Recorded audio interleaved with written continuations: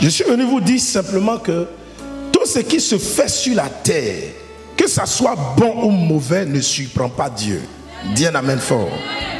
Tout ce qui arrive à ta vie, que ce soit bon ou mauvais, ne surprend pas. Ce qui nous arrive est conçu des fois par Dieu lui-même. Et quand Dieu fait la conception des choses, Dieu peut autoriser certaines choses, même néfastes, même mauvaises, qui t'atteignent. La Bible dit le malheur peut souvent atteindre le juste, mais l'Éternel l'en délivre toujours. C'est ce que ma Bible me dit. Donc par voie autorisée, Dieu peut permettre que son premier programme initial soit accidenté par une autre chose qui vient pour arrêter le parcours de ta vie, par exemple. Mais tu vas accuser le diable. Oh, Satan est derrière.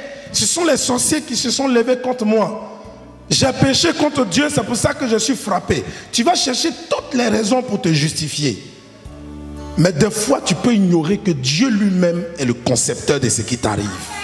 Des fois, tu peux ignorer que Dieu lui-même est derrière ce qui t'arrive.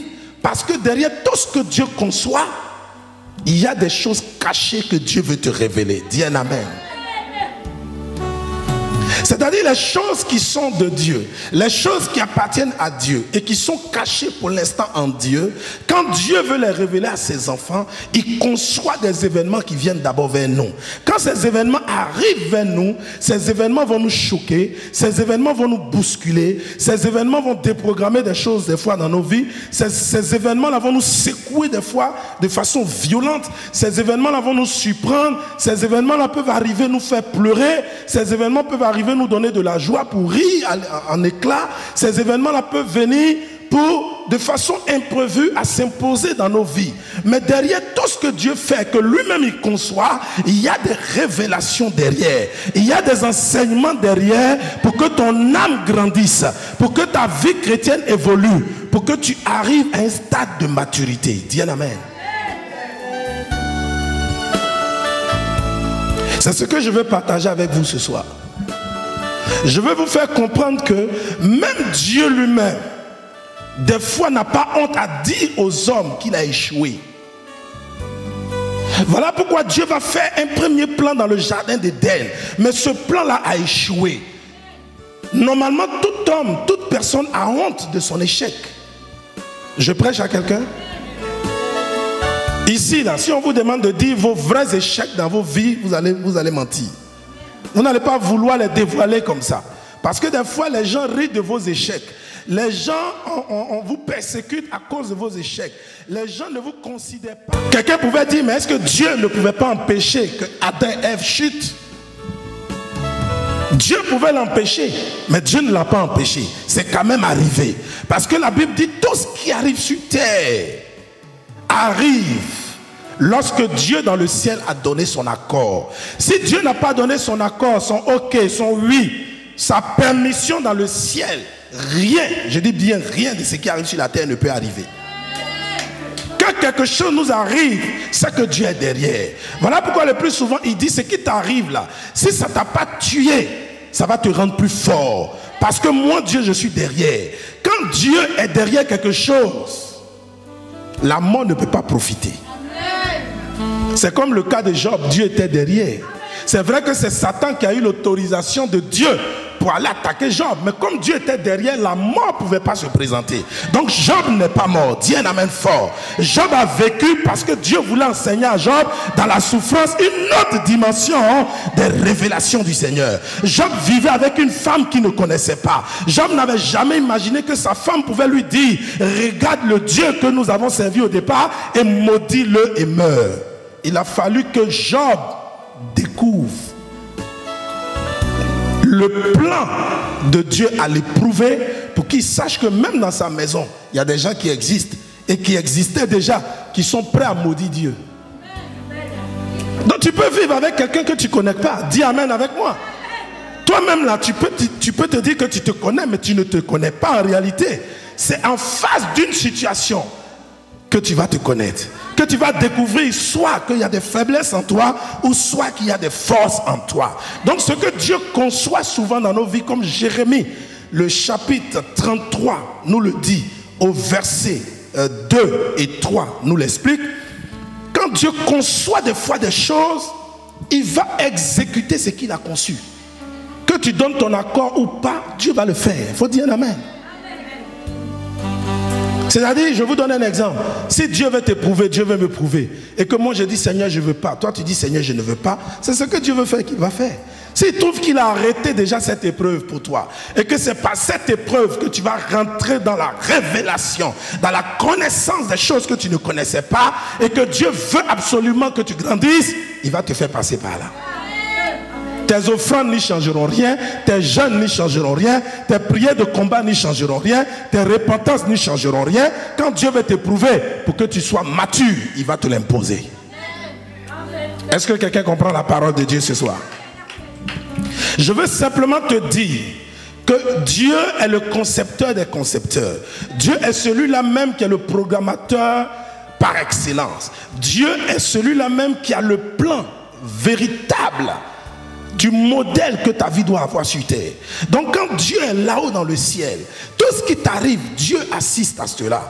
Tout ce que tu vis là comme difficulté, Dieu n'est pas étranger. Dieu n'est pas absent lorsque tu as mal. Dieu n'est pas absent lorsque tu pleures. Dieu n'est pas absent lorsque tu es dans le manquement ou dans l'insuffisance. Dieu n'est pas absent lorsque les gens te persécutent. Dieu n'est pas absent lorsque les gens t'accusent à tort. Dieu n'est pas absent lorsque vraiment l'œuvre que tu fais est difficile entre tes mains pour lui. C'est pas grave. Dieu est présent chaque fois que tu vis des choses. Chaque fois que tu vis des événements heureux, il est présent. Chaque fois que tu vis des événements malheureux, il est présent. Seulement si Dieu laisse ces événements-là se vivre, se manifester dans ta vie, c'est que derrière chaque événement, bon ou mauvais, il y a un enseignement pour toi, pour que tu grandisses dans le Seigneur. Alléluia. Les choses cachées sont à Dieu et les choses révélées sont aux hommes. Alléluia. Quand Dieu révèle quelque chose, la chose n'est plus à lui. Lorsqu'il la révèle aux hommes, les hommes deviennent propriétaires de la chose et les hommes peuvent vivre de cette révélation. Voilà pourquoi en matière d'invention, par exemple, l'invention se trouve dans la création. C'est-à-dire quoi? S'il n'y a pas eu création de Dieu, il ne peut pas avoir invention de la part des hommes. C'est parce que Dieu a créé tout d'abord. Et Dieu a mis tout dans la terre. Dieu a mis tout sur la terre et dans l'atmosphère. Les hommes, les problèmes sont venus. Les problèmes, les difficultés dans l'histoire de l'humanité, les hommes ont connu des misères. Voilà pourquoi les scientifiques disent que la science, là, à une moment qu'on appelle la misère. C'est parce qu'il y a eu une misère qu'il y a eu science. C'est parce qu'il y a eu souffrance qu'il y a eu découverte. Il faut dire un amen fort. C'est parce qu'il a fait très froid ici dans ce pays-là, qu'on appelle l'Hexagone ou la France par exemple, que les gens ont réfléchi à cause du froid qu'ils avaient, ils ont créé le chauffage. Vous voyez? Donc à la dimension d'un problème vient une solution. Je n'ai pas entendu ton amen.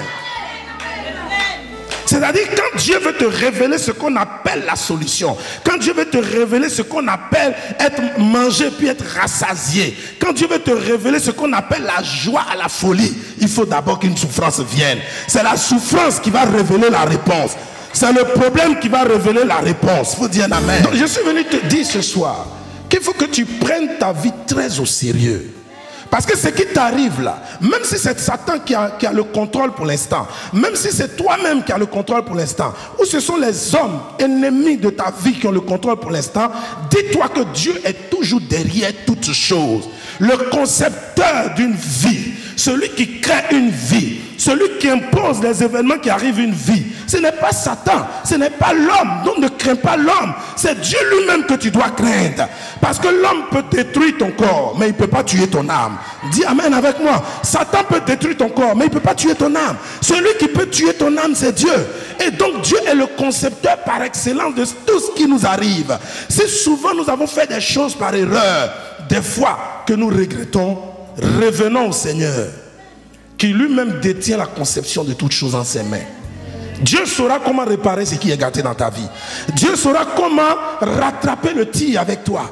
Dieu saura comment rattraper les années que tu as perdues. Dieu saura comment te repositionner. Dieu saura comment te donner un nouveau témoignage. Dieu saura comment assister ta vie à nouveau. Dieu saura toujours quelque chose pour toi. Dieu pourra toujours quelque chose pour toi. Dieu fera toujours quelque chose pour toi. Ne te dis pas, Seigneur, c'est fini. Ne te dis pas, oh, ma vie est finie. Ma vie est terminée. C'est vrai, c'est le langage humain. Mais dans le plan originel de Dieu et dans le plan définitif du Seigneur, Dieu n'a pas dit son dernier mot dans ta vie. Parce qu'il est le concepteur derrière Satan. Quand Satan pense que c'est lui le vrai concepteur, Dieu rit. Dieu laisse Satan travailler. Mais quand Satan va finir de tout gâter là, le meilleur réparateur sera le Dieu que tu adores. Il viendra arranger ta vie.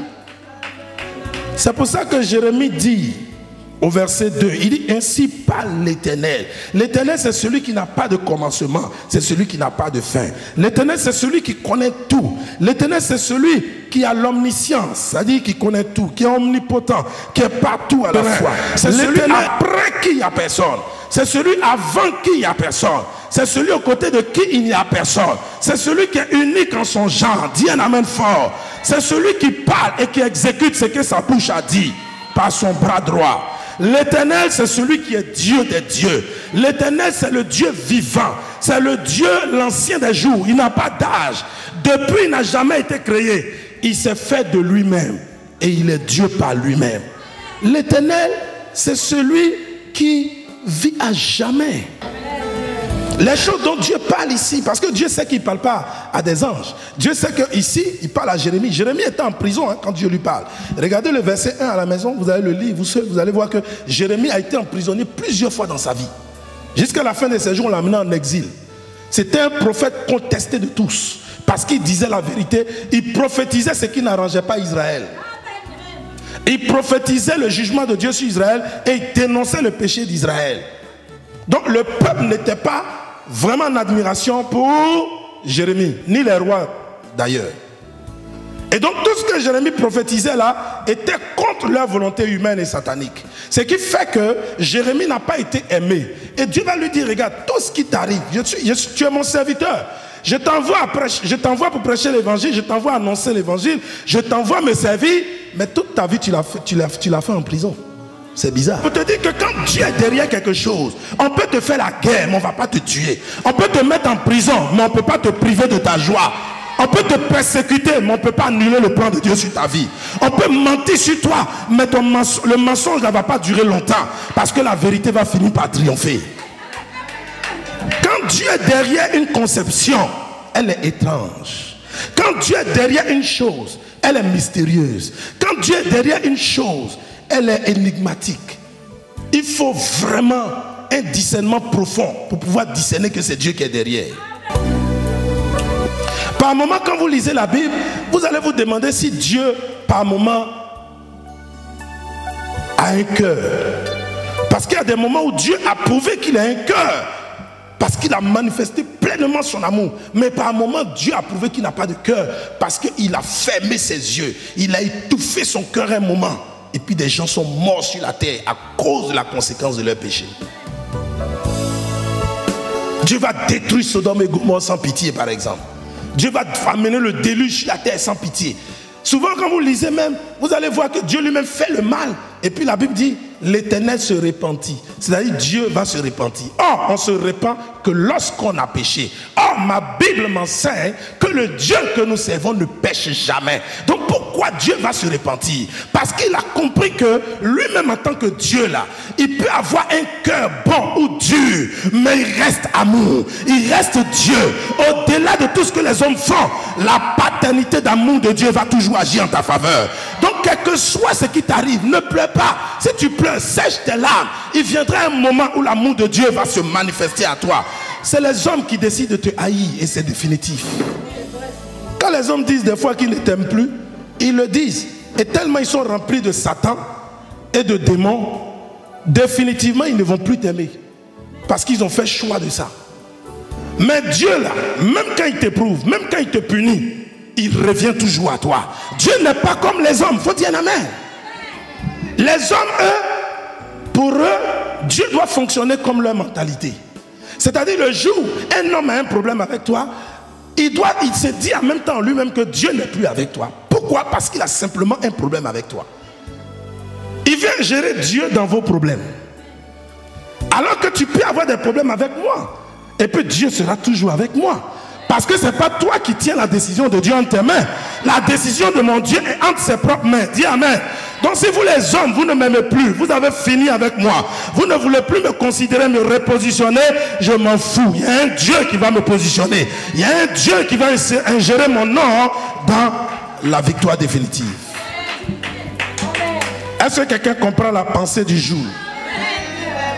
La pensée du jour, c'est que toute conception d'une vie, c'est Dieu qui la détient. La pensée du jour, c'est que tout ce qui t'arrive, Dieu est au contrôle. Même si tu as souffert pendant ton enfance, tu es seul actuellement, tu es privé de tout. Même si c'est difficile, c'est dur, pleure, prie, mais ne laisse pas le problème te tuer. Parce que si tu laisses le problème te tuer, si tu laisses les attaques te tuer, tu laisses les esprits te tuer, si jamais tu dis Seigneur, j'en peux plus, prends-moi, c'est que tu n'as pas compris le sens de l'évangile. La Bible révèle ici que Dieu fait toutes choses. Et dans tout ce que Dieu fait là, il y a des choses bonnes, comme il y a des choses mauvaises. C'est pas à nous de trier. Voilà pourquoi Jésus a dit, laissez pousser l'ivraie. Avec quoi? Le grain de blé. Mais quand viendra le temps de la moisson, le moissonneur va soustraire l'ivraie du blé. Et l'ivraie sera jeté au feu. Et le blé qui est la récolte là, la bonne récolte, mais les gens vont la consommer. Elle va rentrer dans les palais. Dis amen avec moi. La bonne récolte, une récolte, elle va rentrer dans les palais. Tu rentreras dans les palais, tu rentreras dans les grands lieux, tu rentreras dans tes bénédictions. Je rentrerai dans le programme de Dieu, je rentrerai dans la volonté, la pensée du Seigneur. Alléluia. Dieu a besoin de nous montrer les choses cachées. Les choses cachées là, c'est celles que les hommes ne connaissent pas. Je suis fatigué d'apprendre avec les hommes. Ça ne veut pas dire que je ne veux plus apprendre avec les hommes. Mais ce que les hommes m'apprennent est ce qu'ils peuvent m'apprendre. Mais ce que Dieu doit m'apprendre est ce qui est salutaire pour mon âme, pour ma vie. J'ai besoin de connaître la révélation de Dieu. J'ai besoin de connaître la pensée de Dieu. J'ai besoin de marcher sous révélation. La révélation dont je parle ici, ce n'est pas les songes. La révélation dont Jérémie parle ici, ce n'est pas les rêves. Dis amen avec moi. La révélation dont Jérémie parle ici, ce n'est pas les paroles de connaissance. Mais c'est ce que tu vis dans la vie comme épreuve, comme vécu, comme événement. Ce que tu tires comme enseignement dedans. Ce que tu comprends dedans. C'est ce qui est révélé à toi. C'est de ça qu'il parle ici. Regardez le verset 3, il est dit. Il dit, invoque-moi. Quand les mauvaises choses arrivent là, c'est là qu'il faut invoquer le Seigneur. Même quand les bonnes choses, c'est là qu'il faut invoquer le Seigneur. Ne soyez pas de ceux que Dieu bénit et qui oublient le Seigneur en même temps. Et qui commencent à dire, tu vois comment je suis fort? Vraiment, je suis fort, j'ai trop prié, c'est pour ça que Dieu m'a béni. Tu n'as pas prié. Parce que nul ne peut trop prier. Le seul qui a trop prié, c'est Jésus-Christ de Nazareth. Nul ne peut prier à la dimension de Jésus. Ce n'est pas possible. Quel que soit notre degré de prière, nous sommes des plaisantaires devant Dieu. Si Dieu t'a répondu favorablement, je pense que ce n'est ni par ta prière, ni par ma prière, mais c'est par sa pure grâce. Et je veux qu'on l'acclame très fort. Parce qu'il est Dieu. Donc même tu dois invoquer Dieu quand ça va ou quand ça ne va pas. Dis un amen. Il dit, invoque-moi. Et quoi? Je te répondrai. C'est écrit ici, au verset 3 de Jérémie 33. Il dit, je t'annoncerai de grandes choses. Quand tu invoques Dieu, que Dieu te répond dans tes difficultés, il commence à t'annoncer de grandes choses. Les grandes choses, qu'est-ce que ce sont? Ce sont les choses qui sont liées à ce que tu vis. Que ton esprit ne connaissait pas au départ. Que ton âme n'avait jamais pensé connaître au départ. Mais que Dieu va commencer à te montrer. Il va te montrer ce qui est à l'origine de ton problème. Il va te montrer qui est ton ennemi dans la maison. Il va te montrer qui te veut du mal. Il va te montrer avec qui il faut marcher ou ne pas marcher. Dieu va te montrer comment tu dois organiser ta vie. Dieu va te montrer ce que l'école ne peut pas te montrer. Dieu va te montrer ce que l'éducation familiale ne peut pas te montrer. Dieu va te montrer ce que la société ne peut pas te montrer. Les grandes choses là, c'est ça. Ce que Dieu seul est capable de te montrer. Bien aimé. Et quand Dieu va te montrer ces grandes choses, il dit ces grandes choses-là, elles sont grandes pourquoi? Parce que simplement, elles étaient des choses cachées. Or, ce qui est caché à ton esprit te maintient dans l'ignorance. Or, la Bible dit, mon peuple est détruit parce qu'il lui manque quoi? La connaissance. Tant qu'il n'y a pas de connaissance, tu es détruit. Tant qu'il n'y a pas de connaissance, je souffre. Tant qu'il n'y a pas de connaissance, je suis ignorant. Mais le jour où la connaissance vient, oh, ma liberté commence. Le jour où la connaissance vient, mon problème peut s'arrêter. Le jour où la connaissance vient, je peux stopper le parcours du mal. Le jour où ma connaissance vient, qui est de Dieu, ma vie peut prendre une tournure de victoire.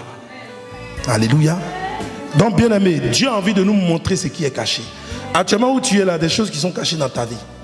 Actuellement où je suis, il y a des choses qui sont cachées dans ma vie. Que Dieu a envie de me faire connaître. Que Dieu a envie de me montrer. Des fois, je dis aux gens ici, je ne sais pas ce que Dieu me veut. Aujourd'hui, l'église fait comme ça. Aujourd'hui, l'église est comme ça. Dieu me dit, calme-toi, je vais t'enseigner ce que c'est qu'une autre église. Tu as vu des églises. Parce que peut-être tu as fait mon œuvre avant. Depuis des années, souvent tu parles. J'ai tel nombre d'années de ministère. Mais est-ce que tu as déjà connu ce que c'est que le ministère? Tu peux avoir 20 ans de ministère sans connaître le ministère en réalité. Laisse-moi Dieu t'enseigner. Donc, je ne viens pas ici pour prêcher quand il y a la foule. Je prêche quand Dieu est présent. Quand Dieu est là, que vous êtes là, je prêche. Dis un amen fort. Donc, je vais enseigner à quelqu'un que Dieu même est en train de m'enseigner. Si Dieu enseigne ses pasteurs, ce n'est pas vous les âmes que Dieu ne va pas enseigner.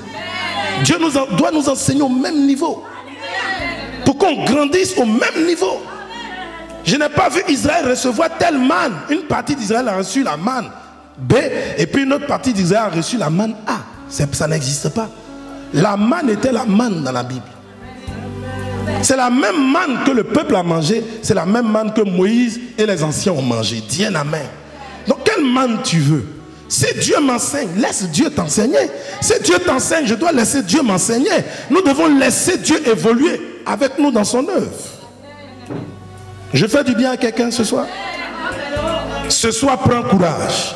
Tout ce que tu vis là, Dieu a grandement ses yeux ouverts là-dessus. Tout ce que tu traverses, Dieu a grandement ses yeux ouverts là-dessus. Tu n'es pas seul, tu as l'assistant du Seigneur. Invoque-le, il te répondra. Il va te montrer de grandes choses. Et les choses cachées ne seront plus cachées à toi. Elles seront révélations entre tes mains. Elles seront connaissances entre tes mains. Elles seront instructions entre tes mains. Elles seront direction entre tes mains. Et tu vas atteindre le puits de Canaan. Dis un amen fort. Et tu as tout, et toi tu es privé. Tu vois tout ça, il y a des enseignements derrière. Laisse Dieu te parler.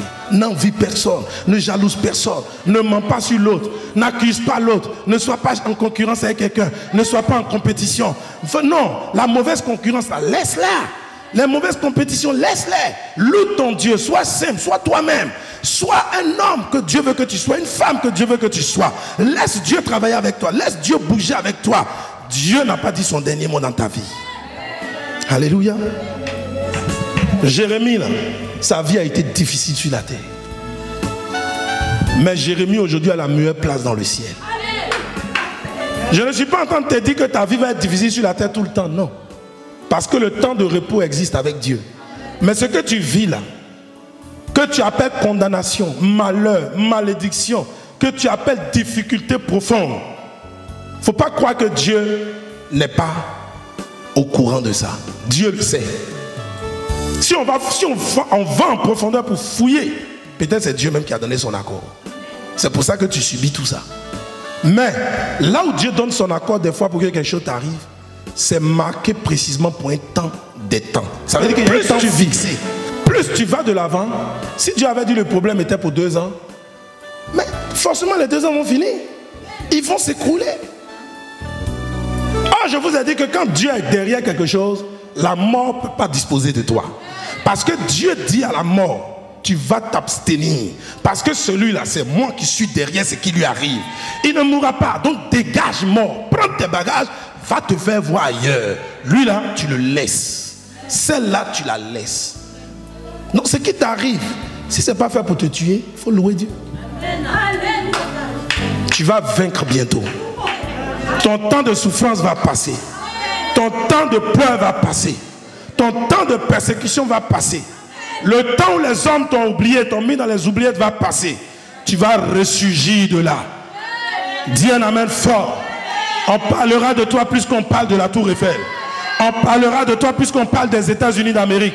On parlera de ton histoire auprès de celle d'Abraham, d'Isaac et de Jacob. On parlera de ton nom auprès du nom du roi David. On parlera de toi auprès des grands de ce monde. Parce que quand Dieu donne la grandeur, il la donne sans mesure. Et la bénédiction de Dieu est avec toi. Je veux dire à quelqu'un, prends courage. Ce pays-là va te donner les meilleures productions. Ce pays va te donner les meilleurs moments de ta vie. Dis amen. Ce pays va te donner les meilleures joies du moment. Dis amen. Ce pays va te donner les meilleurs fruits du moment. Dis amen. Les meilleurs fruits rattachés à ce pays. Dis amen. Les trésors des nations seront à nous. Dis amen. Seulement, ne perds jamais ton salut en Jésus. Conserve ton salut, vaille que vaille. Pour rien au monde, pour aucune tentation, pour aucune épreuve, tu ne perdras le salut. Je ne perdrai mon salut. Parce que le salut est la plus grande des richesses que Jésus-Christ nous donne. Le salut ne peut pas se négocier, ne peut pas s'acheter. Le salut, Dieu veut qu'il soit définitif dans ta vie. Commence à faire ta prière ce soir.